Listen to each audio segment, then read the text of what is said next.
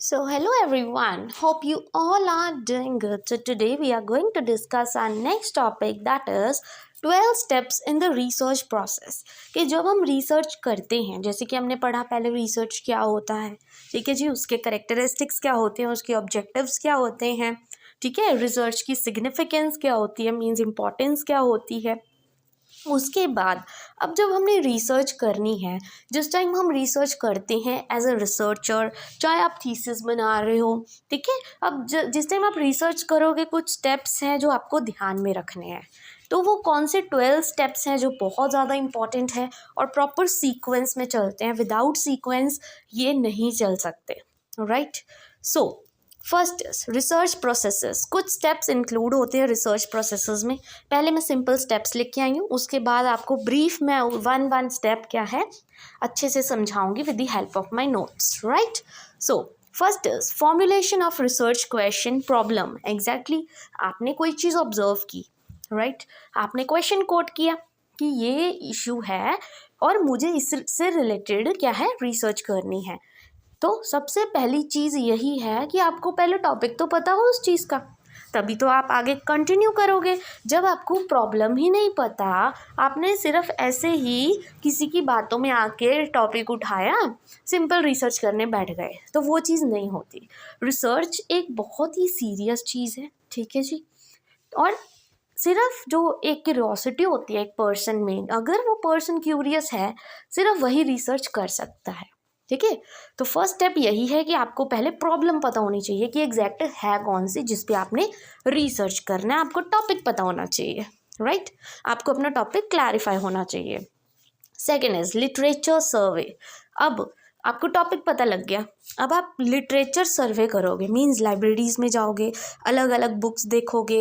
अब देखोगे किसने इस टॉपिक पे पहले भी रिसर्च की है, उसके क्या क्या उसने भी अपनी तरफ से कुछ रिजल्ट निकाले होंगे, कुछ उसने स्टैटिस्टिकल टेक्निक्स यूज़ की होंगी, कुछ उसने टूल्स यूज़ किए होंगे, उसने कैसे किए। इसी टॉपिक पर बहुत सी रिसर्चेज होती हैं, ज़रूरी नहीं देखो जैसे आपने कोई टॉपिक चूज़ किया, ठीक है, मे भी उससे थोड़ा बहुत मिलता जुलता किसी ने पहले भी रिसर्च किया हो, तो आप उससे हेल्प ले सकते हो।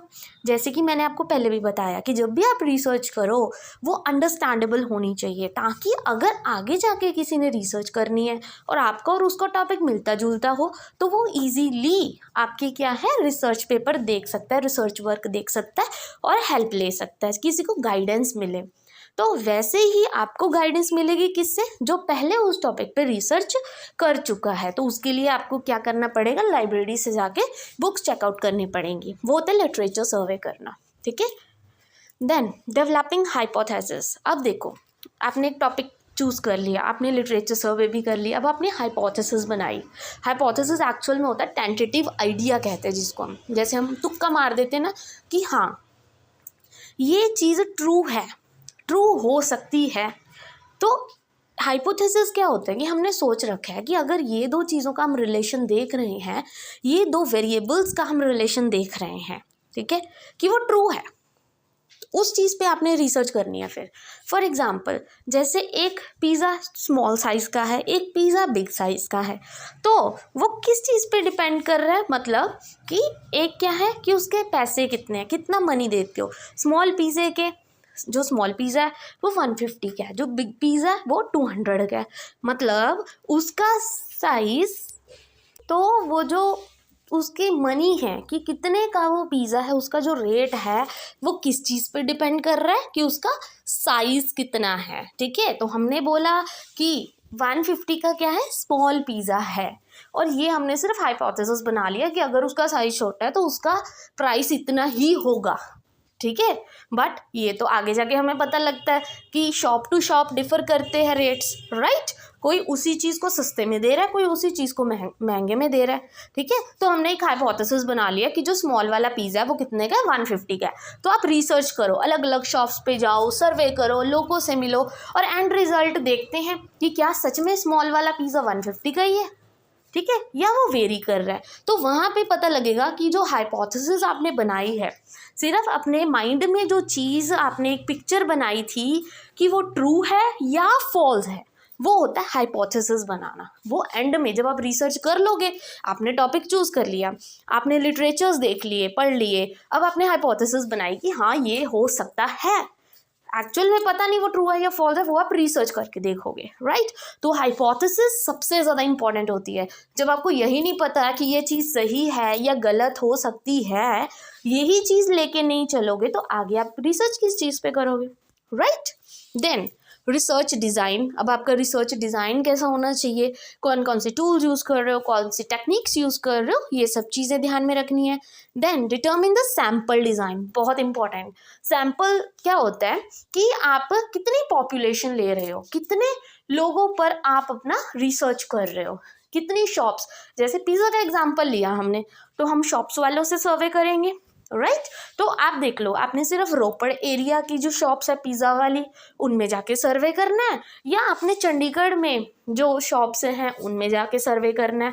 वो होता है आपका सैम्पल डिज़ाइन, कि आप कितने लोग, कितने शॉप्स चूज़ कर रहे हो और कितने लोगों का आपने केस स्टडी करना है, इंटरव्यू लेना है, वो आप पर, आप कौन सा टूल यूज़ कर रहे हो या कौन सा मैथड यूज़ कर रहे हो, राइट। देन आपने सैम्पल डिज़ाइन कर लिया कि मैंने इस एरिया की इतनी शॉप्स में सर्वे करना है, राइट। फिर आप, ठीक है जी, तो फिर आप उससे रिलेटेड डाटा कलेक्ट करोगे अलग अलग शॉप्स में जाके। Then come implementation of the project, means finally जब डाटा कलेक्ट हो गया, आपने हाइपोथेसिस बना ली, लिटरेचर सर्वे कर लिए, अब उसके बाद आप एक्चुअल में अपनी रिसर्च स्टार्ट कर सकते हो और इम्प्लीमेंट कर सकते हो अपने प्रोजेक्ट को। सारा डाटा कलेक्ट करके फुल्ली आप फिर एनालाइज करोगे उस डाटा को। एनालाइज करना क्या होता है, जितनी भी आपने क्या है इंफॉर्मेशन कलेक्ट की है, डाटा कलेक्ट किया है, उसको एनालाइज करोगे स्मॉल स्मॉल पार्ट्स में तोड़ के, उसको जो इन्फॉर्मेटिव चीज़ें हैं, इन्फॉर्मेटिव थिंग्स हैं, उनको निकालोगे और एज इट इज़ उनको लिखोगे, ठीक है। Then come testing the hypothesis. अब आपने डाटा कलेक्ट कर लिया, सारा कुछ लिख दिया, हाइपोथेसिस बनाया था, तो अब फाइनली आप लिखोगे कि आपने जो वो हाइपोथेसिस बताया था कि जो स्मॉल पिज़्ज़ा है वो 150 का ही है और जो बिग पिज़्ज़ा है वो 200 का ही है सारी शॉप्स में, तो आपकी देखो हाइपोथेसिस ट्रू है। अगर नहीं तो वो हाइपोथेसिस आपकी फॉल्स हो गई, तो ये आपका रिसर्च का रिजल्ट्स आ जाएगा, ठीक है जी। देन उसी चीज़ को आप जनरलाइज और इंटरप्रेट करोगे, मतलब उसको स्टैटिस्टिक्स के थ्रू दिखाओगे, मीन, उसका मोड, उसका मीडियन जो भी निकालना है वो आप पर है कि आप कौन से स्टैटिस्टिकल टेक्निक्स यूज़ कर रहे हो। आपने टी टेस्ट यूज़ किया है, एफ टेस्ट यूज़ किया है, वो आप पर है, right. Then report preparation and research presentation. Finally आप एक रिपोर्ट तैयार करोगे कि मैंने इस चीज़ पे रिसर्च की है, फिर उसके बाद उसकी कुछ लिमिटेशंस लिखोगे, फिर आप हाइपोथेसिस बनाओगे अपनी, ठीक है। वो सारा जो प्रोसीजर होता है उसके बारे में भी मैं आपको बताऊंगी। अभी मैं सिर्फ बता रही हूँ रिसर्च कैसे करते हैं, उसका प्रोसेस क्या है, उसके स्टेप्स क्या है। उसके बाद मैं बताऊंगी कि जब थीसिस लिखते हैं उसमें क्या सीक्वेंस होता है, राइट। एंड रिसर्च को प्रेजेंट करोगे और फाइनली आप अपना रिजल्ट कंक्लूड करोगे कि मैंने इस रिसर्च में ये सब किया, ये मेरा टॉपिक था, मैंने ये हाइपोथेसिस बनाई थी और इसका ये रिजल्ट आया है, राइट। अब देखो 12 स्टेप्स को मैंने बहुत ही इजीली आपको फटाफट से समझा दिया, अब इन्हीं को हम ब्रीफ में पढ़ेंगे, ठीक है। वैसे तो आई होप इन 12 स्टेप्स को जैसे मैंने आपको समझाया आपको वैसे ही समझ आ गया होगा, बट फिर भी स्टेप बाय स्टेप। पहला स्टेप क्या था, फॉर्मुलेटिंग द रिसर्च प्रॉब्लम, ठीक है। दो तरह की रिसर्च प्रॉब्लम्स होती हैं, प्रॉब्लम्स भी क्या है, दो तरह की होती है। पहली प्रॉब्लम आप ऐसा चूज कर रहे हो जो डील कर रही है with the states of nature, मतलब नेचर ऑफ द प्रॉब्लम कि एक्चुअल में वो प्रॉब्लम है क्या। सेकंड जो डील करती है रिलेशनशिप बिटवीन टू वेरिएबल्स, जैसे मैंने अभी बताया पिज़्ज़ा वाला एग्जाम्पल, दो वेरिएबल्स है, एक इंडिपेंडेंट है एक डिपेंडेंट है, ठीक है। डिपेंडेंट कौन सा हुआ, साइज ऑफ द पिज़्ज़ा, किस पे डिपेंड है वो, प्राइस पे, ठीक है जी, मतलब जितना साइज उतना प्राइस, राइट। तो जो उसका प्राइस है किस पे डिपेंड कर रहा है, साइज ऑफ द पिज़्ज़ा पे। तो सिंपल सी बात है, देखो डिपेंडेंट वेरिएबल कौन सा हुआ, प्राइस, उसका मनी, ठीक है, किस पे डिपेंड कर रहा है, पिज़्ज़ा के साइज पे, ठीक है। तो दो वेरिएबल्स हो गए, एक होता है इंडिपेंडेंट, एक होता है डिपेंडेंट। तो जिसमें दो वेरिएबल्स हों उनका रिलेशनशिप निकालना है, वो वाला भी प्रॉब्लम आप चूज कर सकते हो। दूसरी प्रॉब्लम जो हमारी डेली लाइफ यूजेज से रिलेटेड हो, तो दो तरह की प्रॉब्लम्स होती हैं, जिस भी चीज़ पे रिसर्च करना चाहो आप कर सकते हो, right. The researcher first need to classify the issue he और शी विशेस टू एग्जामिन। सबसे पहले तो यही स्टेप है और इम्पोर्टेंट है, इसके बिना तो रिसर्च ही नहीं होगी। जब आपको यही नहीं पता कि आपका टॉपिक क्या है, आप रिसर्च किस पे करोगे, राइट? तो पहले आपको प्रॉब्लम चूज करनी पड़ेगी, इशू चूज करना पड़ेगा, बताना पड़ेगा कि आप किस तरह की रिसर्च कर रहे हो और आपका टॉपिक क्या है रिसर्च का। Main first step. I hope this is clear, right? Then comes the second, that is literature survey. जैसे मैंने अभी बताया, ये शॉर्ट डिस्क्रिप्शन होता है इशू का, जो आपने राइट डाउन करना होता है। इट हैज़ बीन फॉर्मुलेटेड, ठीक है? जब आपने देख लिया, उसको आप शॉर्ट में लिखोगे कि इन इन लोगों ने इन टॉपिक्स पे रिसर्च किया। एक्चुअली ये चैप्टर्स बनते हैं। चैप्टर 1 आप फुल इंट्रोडक्शन देते हो अपने टॉपिक की, ठीक है? 20 to 25 पेजेस बनते हैं जिस टाइम आप थीसिस बनाते हो, सिर्फ इंट्रोडक्शन के। और फिर सेकंड चैप्टर आता है जिसमें आप सारा जो रिसर्चर्स जिन्होंने ऑलरेडी इस टॉपिक पे रिसर्च की है उनका आप ब्रीफ में लिखते हो कि उन्होंने क्या रिसर्च की और उनके क्या रिजल्ट्स आए। तो वो चीज़ को जब आप शॉर्ट में डिस्क्राइब करते हो, ठीक है, वो करनी है आपने। Researcher should conduct a detail literature review on the subject. बिल्कुल सही है, ठीक है? जो रिसर्चर है वो प्रॉपर उस लिटरेचर को चेकआउट करे कि किस रिसर्चर ने उसी टॉपिक पे काम किया है और उसने क्या क्या रिजल्ट्स निकाले हैं। First place to look for this information, सबसे पहली जो जगह है जहाँ पे आप देख सकते हो इंफॉर्मेशन को, is in the abstracting and indexing papers. Published papers होते हैं, कुछ कुछ अनपब्लिश्ड बायोग्राफीज होती हैं, आप वो चेक कर सकते हो। डिपेंड करता है कि आपका इशू कैसा है, ठीक है? कुछ गवर्नमेंट जनरल्स भी होते हैं, ठीक है, जर्नल्स, जो आप वो चेक कर सकते हो। रिपोर्ट्स, कई बार तो न्यूज़पेपर्स में भी बहुत सारे रिसर्च वर्क बताए होते हैं जो इंग्लिश न्यूज़पेपर आता है।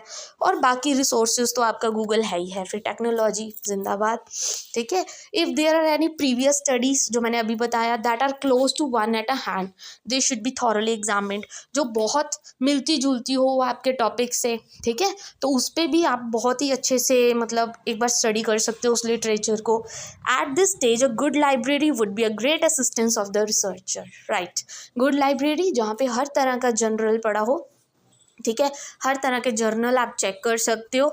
फिर उसके बाद आप लाइब्रेरी में जाके बुक्स देख सकते हो किन किन लोगों ने इस टॉपिक पे रिसर्च किया है, ठीक है? वो फिर एक अच्छी लाइब्रेरी सबसे ज़्यादा अच्छी असिस्टेंस होती है, गाइडेंस होती है एक रिसर्चर के लिए। I hope this is clear. Second step is also clear. Now comes the third, that is developing of hypothesis. तो हाइपोथेसिस, जैसे मैंने बताया, एक टेंटेटिव आइडिया होता है जिसको आपने टेस्ट करना है। अपनी इशू है कोई, आपका जो प्रॉब्लम है जिस पे आप रिसर्च कर रहे हो, उसको देखना है कि क्या जो आपने सोचा है, टेंटेटिव एक आइडिया लगाया है, क्या वो ट्रू है, क्या वो फॉल्स है। Hypothesis is a proposed explanation for the phenomena that can be tested to see if it is true. Test करना है कि क्या जो आपने सोचा, क्या आपने जो अनुमान लगाया था, क्या वो सही था या वो फॉल्स था। वो आपका रिजल्ट होगा रिसर्च का, ठीक है? They also have an effect on the way experiment must be performed in data analysis as well as quality of data needed for the analysis, ठीक है जी? जो आपकी एक हाइपोथेसिस होती है, देखो टॉपिक को देख के आप अपनी हाइपोथेसिस बनाते हो, राइट? तो वो चीज़ कहीं ना कहीं डाटा एनालिसिस पर भी इफेक्ट डालती है, तो इसलिए हाइपोथेसिस ध्यान से सिलेक्ट करना चाहिए। एज वेल एज जो डाटा की क्वालिटी है जो हमें एनालिसिस करने के लिए चाहिए, उस चीज़ पर भी आपकी हाइपोथेसिस का बहुत फ़र्क पड़ता है। क्योंकि देखो, अगर आपने रिजल्ट्स अब जैसे तैसे करके ट्रू लेके आना चाहते हो, तो उसके लिए आपको परफेक्ट क्या है, टूल्स यूज़ करने पड़ेंगे, परफेक्ट टेक्निक्स यूज़ करनी पड़ेंगी, तभी तो डाटा एनालिसिस सही होगी, ठीक है? बट आपका अगर हाइपोथेसिस ही सही नहीं है, तो उससे आपका जो डाटा की क्वालिटी है एनालिसिस के लिए, वो क्या है, गड़बड़ हो जाएगी, right? This is our third step, and now comes with the fourth step. Fourth step is preparing the research design. तो researcher will be expected to prepare a research design. Research design मतलब conceptual framework under which research will be performed after the research problem have been formulated. Proper एक research design होता है कि सबसे पहले step क्या होता है, आप उसमें objective लिखते हो, फिर उसके बाद उसकी limitations वगैरह set करते हो, hypothesis लिखते हो, अपने tools लिखते हो, techniques लिखते हो, ठीक है? और फिर methodology कौन कौन सी यूज़ कर रखी है, वो सब आप एक research design में लिखते हो, ठीक है? The purpose of research design, इसका मेन पर्पस क्या है, ताकि आप ये सब चीज़ें लिखो और एक परफेक्ट, एक अच्छी क्वालिटी का जो डाटा है, जो आपको एविडेंस चाहिए प्रॉपर रेलिवेंट, वो उसको आप कलेक्ट कर सको with the least amount of efforts, time and money possible. ठीक है, क्योंकि देखो अगर आप एक जगह पे स्मॉल थोड़ा थोड़ा करके भी अगर लिख लोगे ना, तो रिसर्च डिज़ाइन मतलब बना लोगे अच्छे से, तो आपको ईजी होगा कि आपको पता है कि आपने ये चीज़ कलेक्ट करनी है, तो आप एग्जैक्ट वही चीज़ कलेक्ट करोगे। राइट, इसी शॉप पे जाना है तो इसी शॉप पे जाके आप वो डाटा कलेक्ट करोगे, आप कहीं और नहीं जाओगे। ठीक है, तो इससे आपका टाइम भी बचता है, मनी भी बचता है और आपके एफर्ट्स भी बचते हैं। ठीक है, आई hope this is clear. So research design is important. Research processes में बी क्लासिफाइड इनटू 4 कैटेगरीज। ठीक है, तो जो रिसर्च के प्रोसेसेस हैं वो 4 कैटेगरीज में डिवाइडेड होते हैं। एक तो डिस्क्रिप्शन लिखनी, एक डायग्नोसिस, एक एक्सप्लोर करना और फाइनली एक्सपेरिमेंटेशन करना। और इन फैक्टर्स को कंसीडर करते हुए ये हेल्प करते हैं हमें एक रिसर्च डिज़ाइन प्रिपेयर करने में। बिकॉज देखो हर एक जो चीज़ है अगर वो हाइपोथेसिस पे डिपेंड कर रही है तो कहीं ना कहीं वो रिसर्च डिज़ाइन भी प्रॉपर होना चाहिए। अगर आपको यही नहीं पता कि आप टूल कौन सा यूज़ करने वाले हो, आपको यही नहीं पता आप मेथड कौन सा यूज़ करोगे इस टॉपिक पर, टॉपिक आपने चूज़ कर लिया बट आपको बाकी का कुछ नहीं पता, आपका डिज़ाइन ही प्रॉपर नहीं है, तो आप आगे कलेक्ट क्या करोगे, कुछ भी नहीं कर पाओगे। तो वो चीज़ क्या है, प्रॉपर होनी चाहिए। The means of obtaining the information proper होना चाहिए कि कहाँ कहाँ से आप इन्फॉर्मेशन इकट्ठी करना चाहते हो। Availability and skills of the researcher, बाकी रिसर्चर की स्किल्स पे भी डिपेंड करता है कि वो कितना क्यूरियस है उस चीज़ को कलेक्ट करने के लिए। टाइम कितना अवेलेबल है रिसर्चर के पास, उस पर भी डिपेंड करता है। किसी के पास बहुत टाइम है तो आराम से वो कर सकता है, ठीक है, एफर्ट्स लगा सकता है, अपना टाइम क्या है इन्वेस्ट कर सकता है। कईयों के पास नहीं टाइम होता तो वो चीज़ भी ध्यान में रखनी है। Cost factor relating to research, ऐसा नहीं है सारा घर लुटा देना उस रिसर्च के पीछे, उसको मतलब रिसर्च को इतना अच्छा टॉपिक चूज़ करो, इतना परफेक्ट, मतलब आपको अलग अलग एरियाज़ में ना जाना पड़े, अपने एरिया में ही उस टॉपिक पे रिसर्च कर लो। ठीक है, इससे आपका क्या है, कॉस्ट भी बचेगी, आपका टाइम भी बचेगा, आपकी एफर्ट्स भी बचेंगी। I hope this is clear. Now comes the 5th step, determining the sample design.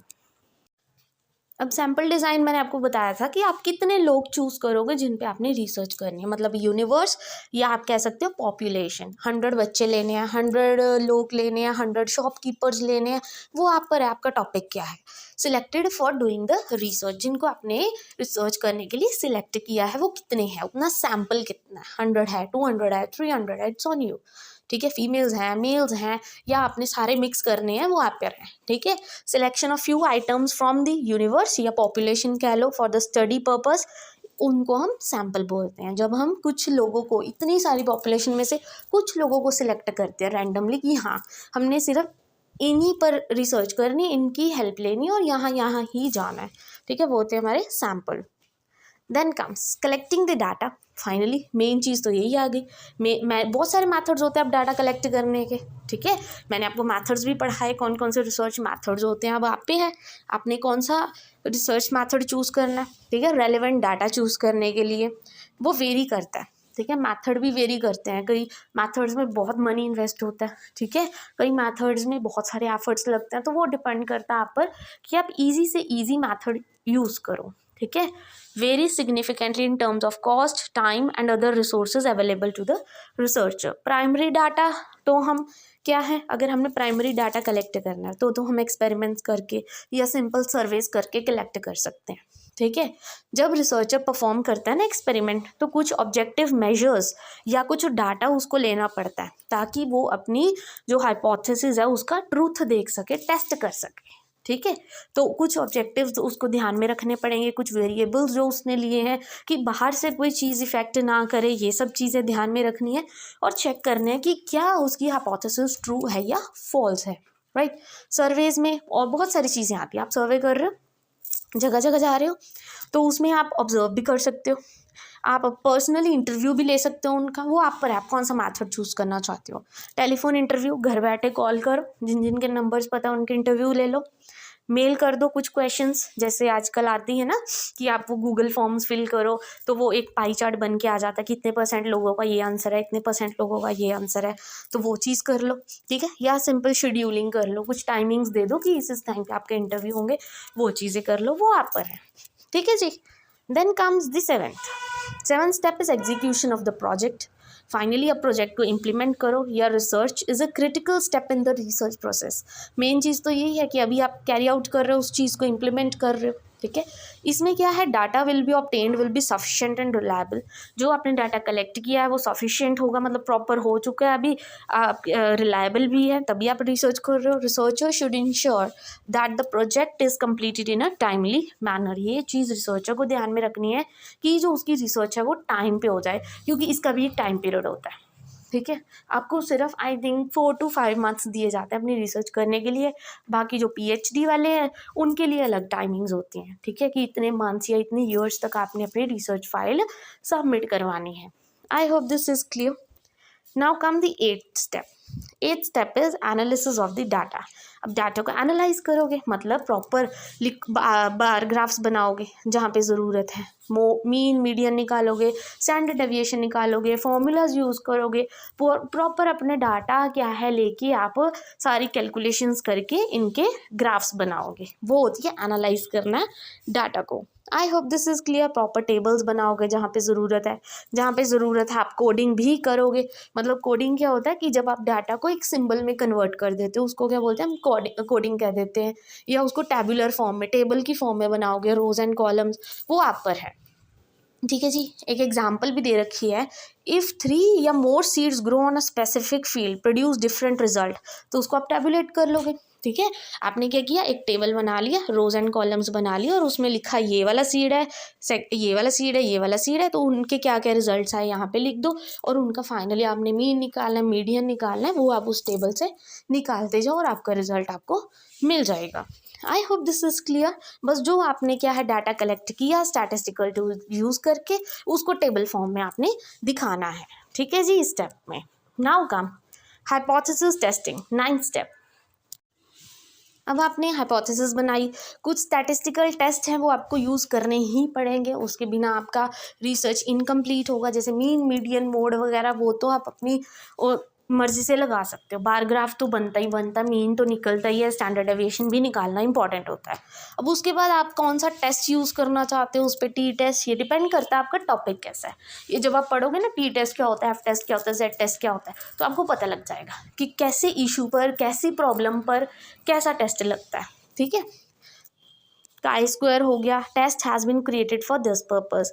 Hypothesis या तो एक्सेप्ट होगी, ट्रू होगी, या रिजेक्ट होगी। ये बेस किस पे है कि क्या है, आपका रिजल्ट क्या आ रहा है, आपका जो आपने टॉपिक लिया था, वो हाइपोथेसिस बनाई थी, आपने डाटा कलेक्ट किया, तो फाइनली उसका क्या रिजल्ट आ रहा है, उससे पता लगता है कि जो आपकी हाइपोथेसिस है वो एक्सेप्ट की जाएगी या रिजेक्ट की जाएगी, ठीक है जी। Now the 10th is generalization and interpretation. अगर हाइपोथेसिस टेस्ट हो गई और कंफर्म्ड हो गई बहुत ज़्यादा times, the researcher will be able to generalize it, that is construct a theory. अब फाइनली आपने क्या है, 2 से 3 बार क्या उस हाइपोथेसिस को टेस्ट कर लिया कि हाँ ये ट्रू है या फॉल्स है, ठीक है। उसको टेस्ट किया, बहुत बार कंफर्म किया कि हाँ बार बार करने पर भी यही रिजल्ट आ रहा है। फाइनली आप एक थ्योरी बना दोगे कि ये मेरे रिजल्ट्स थे और मेरी हाइपोथेसिस एक्सेप्ट है या रिजेक्ट है, वो आप वहाँ पे अपनी थ्योरी में लिख दोगे, ठीक है। Next 14th is preparation of the main report या थीसिस बनानी है। अब थीसिस बनाने में जैसे मैंने आपको बताया, एक प्रॉपर क्या है क्राइटेरिया होता है इसका भी, वो भी मैं आपको बताऊंगी, बट मेन जो अभी आपको ज़रूरत है समझने की वो बताती हूँ, ठीक है। लेआउट क्या होता है, मेन एक होता है प्रीलिमिनरी पेज, मतलब मेन जो पेज होता है, फिर मेन टेक्स्ट आता है, एंड फिर एंड मैटर, अपेंडिसेस वगैरह होते हैं इसमें, ठीक है। तो मेन टेक्स्ट में क्या, पहले तो इंट्रोडक्शन 20 to 25 पेजेस बनते हैं, फिर आप समरी लिख दो, मतलब उसके बीच में वैसे मैथडोलॉजी भी आती है, बट अभी मेन टेक्स्ट की बात कर रहे हैं हम, जो मोस्ट इंपॉर्टेंट है। समरी लिखोगे, फिर main report, and then comes the result. और जब वो सारी फाइल बन जाती है ना, उसके एंड में बनाते हो अपेंडिसेस। अपेंडिसेस क्या होता है, प्रॉपर डिटेल्स होती हैं कि क्या क्या आपने टूल जैसे यूज़ किए, अगर आप कोई अलग से टूल यूज़ कर रहे हो, कोई बना बनाया टूल यूज़ कर रहे हो, तो उसको आप बताओगे कि मैंने ये यूज़ किया था, ठीक है। कोई बुक है, किसी की बायोग्राफी आपने ली, तो उसको आप एक्सप्लेन करोगे अपने वर्ड्स में कि मैंने इन बायोग्राफीज से हेल्प ली थी, एंड फाइनली जाके क्या है मेरा प्रॉपर हो गया था, और एंड में क्या करोगे आप कंक्लूड कर दोगे, ठीक है जी। I hope this is clear. मतलब सारा रिसर्च का एंड क्या होता है, अपेंडिसेस, कि क्या क्या आपने टूल यूज़ किए, कौन सी बुक्स यूज़ की, कौन से आर्टिकल्स देखे आपने, ये सब का निचोड़ निकल जाता है यहाँ पे जाके। ठीक है, तो ये कुछ स्टेप्स थे जो आपने करने हैं। जैसे 12th स्टेप है ना, 12th स्टेप कंक्लूजन है, वो अपेंडिसेस में आ जाता है कि आपने एंड में फाइनली जाके कंक्लूड कर दिया। And this is your 12 steps of research process जो आपको ध्यान में रखने हैं रिसर्च करते टाइम। ठीक है, ये वीडियो थोड़ी सी लंबी चली गई बिकॉज ये बहुत इंपॉर्टेंट टॉपिक है और प्रॉपर ब्रीफ टॉपिक था ये। ठीक है, एंड आई होप जो मैंने समझाया आपको अच्छे से आपको क्लियर हो गया होगा सारा टॉपिक। और अगर आपको आज की वीडियो अच्छी लगी हो then please don't forget to like and subscribe my channel. Thank you very much.